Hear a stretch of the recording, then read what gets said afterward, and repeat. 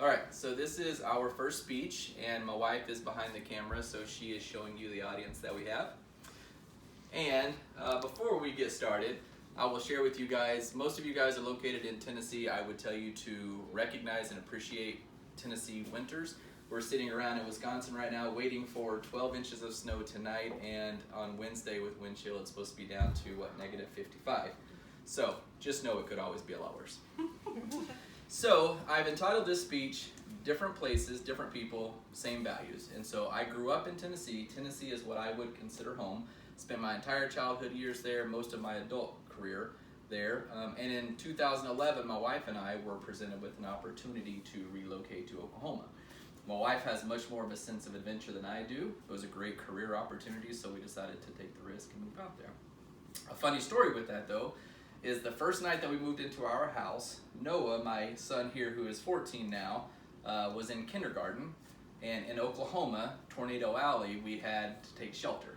Tornado coming through, and Noah, taking on the whole kind of sense of nervous and energy from his mom, got really scared.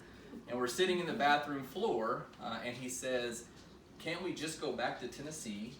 Oklahoma just isn't safe for children." And so that was one of the funny memories that we had there. And the reality of it is that he was scared that night, but we were all scared based on it being a new spot.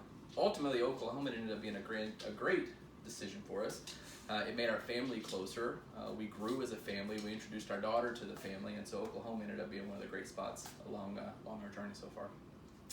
After a couple of years, though, I could sense that I probably started getting on my wife's nerves a little bit. So she needed some social activity. She needed a social circle of friends.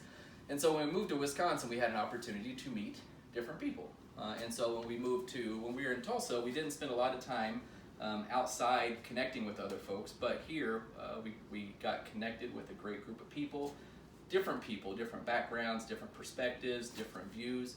But at the end of the day, everybody's kind of embracing and accepts one another. And so I found that our lives are a lot richer and more fulfilled based on the people that we've met. But I would also come back and say that even though we've been to different places and we've met different people, my values are still the same.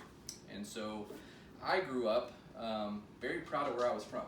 And so I live in Wisconsin, I've been in Oklahoma, but I'm proud to be from Tennessee.